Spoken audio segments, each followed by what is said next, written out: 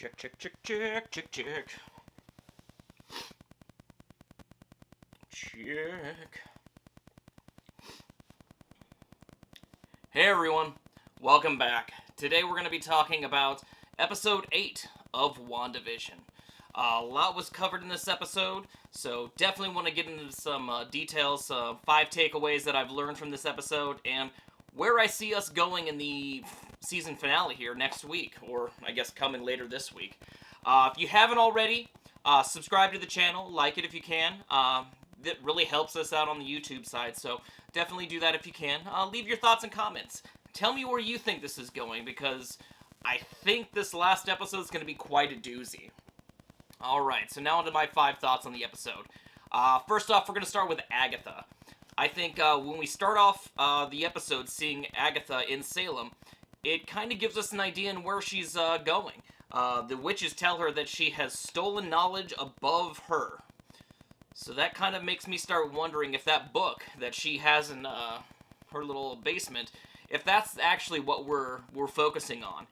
Because it helped destroy that coven, so maybe that's exactly where this is going. She says that she unknowingly did it. So I think those specific things are going to start playing a huge way in how we start seeing Agatha future on. This episode spent a lot of time with Agatha, and I don't think she's actually going to be our villain. I think she's someone that's getting to know the details of Wanda and going to be the mentor that we've known her in the comic books. Now, I don't know much about the comic books, just what I've read online, so I think we're slowly pacing over into her being that mentor to Wanda, so she can start learning how to use her powers and how to develop them. We see that when she goes into flashbacks. So let's bring up the flashbacks. We see how Wanda talks about the sitcoms and how that plays a vital role in her life, but what Agatha's seeing is Wanda using magic without really knowing about it. So, the fact that Stark Industries bomb never went off, she says you used a probability hex on it. Well, that's interesting. So that's certainly something in Wanda's backstory that we never really knew about.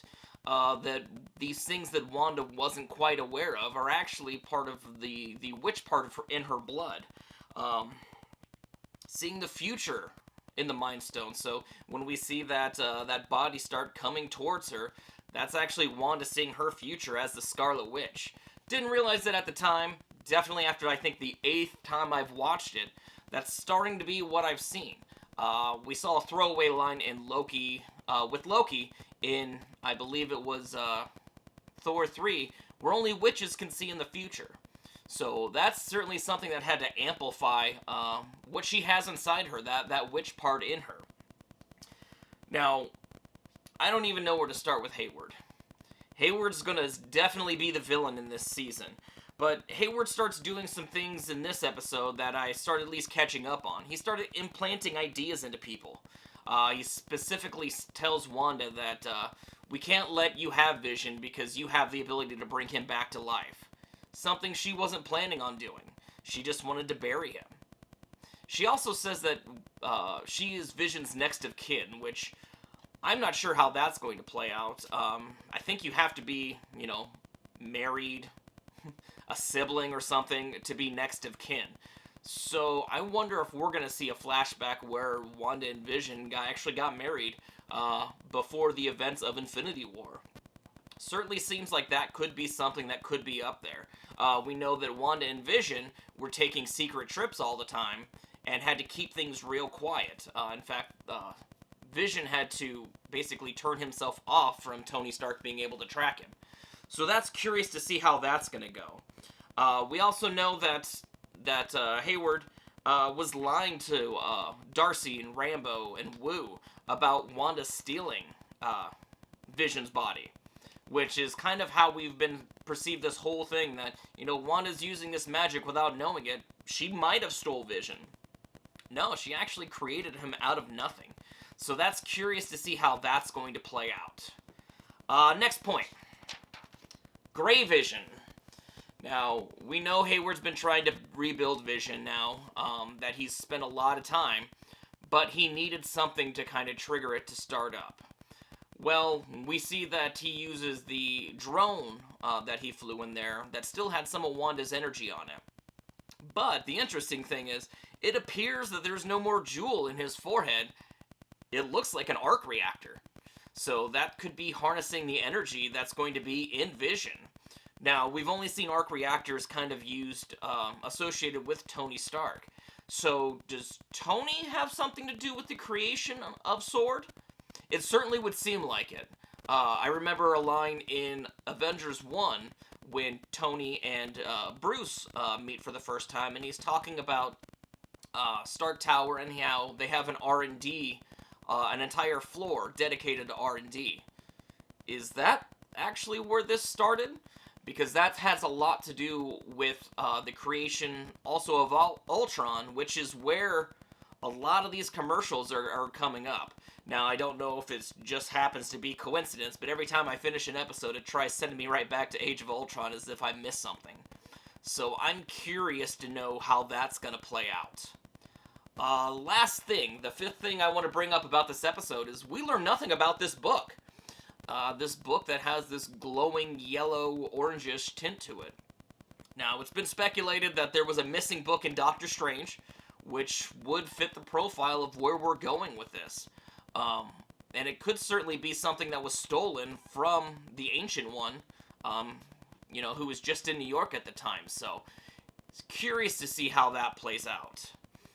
Now, taking all this into this episode, I do have a theory about where we're going. It's not really a theory that I've heard many people talk about, but some things are just not adding up.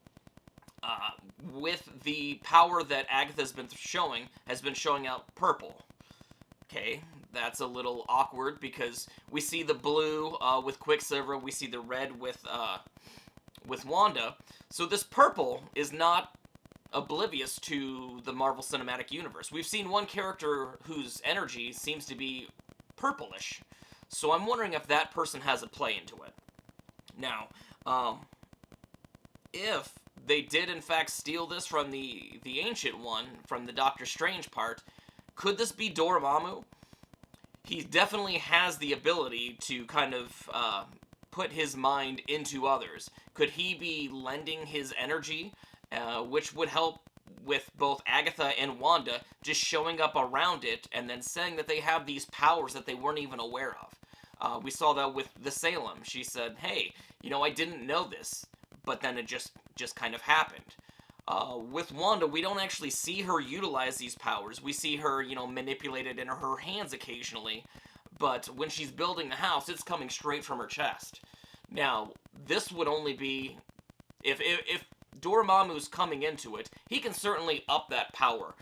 He is considered the Lord of Chaos, which Wanda uses chaos magic, and she's close enough to that book because her and Agatha are neighbors. So that could certainly be a part of it. Now, looking into it, I saw there was a 70s story arc in which Dormammu was the villain, and he worked on both Agatha and the Scarlet Witch. It ended up with the Scarlet Witch having to perform a hex over the Mindless Ones to protect them, which most of these people in this town could be considered mindless ones. And it had a direct cause on Loki, which we know is going to somewhat play a part in how this story ends and develops into what's going to be Doctor Strange 2. Now, we all have seen Paul Bettany's comments that there's this big, huge reveal that we're not expecting. A lot of people are under the impression Doctor Strange is coming back. Now, this whole series has been about red herrings. You think you're going, left, it takes you right. So, what if we're actually talking about Benedict Cumberbatch? So, Benedict Cumberbatch is coming to play a part in this series finale, but it's not as Doctor Strange. Because in Doctor Strange 1, he also played Dormammu. So, that would define him coming back into it. It would certainly line up with all these red herrings that we're throwing everywhere. And it would kind of give us that Marvel oh wow factor. We still have, is it Mordo? I can't say his name, out there, who we know is going to be in Doctor Strange 2 and has been laying low for quite a while. So we're going to have to find out how all of this is going to play. Now, there's also a story arc involving Dormammu and Doctor Strange, in which 3 different universes are pulled together. Kind of sounds like the way we're going with Spider-Man. We've heard rumors that we're going to have 3 different Spider-Men in the same movie. What if he's actually the villain? Because we know in this phase, magic is playing a huge part in it. I know this is probably sounding a little bit crazy, but it's definitely my thoughts coming into that series finale. I'm excited to find out where we're going with this. I want to know what you guys think. So comment it below where you think we're actually going. Who are going to be these mystery, characters? We hear there's 3 of them. If Dormammu and Mordo are 2 of them, I'm going to consider that a win in my department. So definitely let me know what you think. Alright, that's enough for today. I'll see you guys down the trail.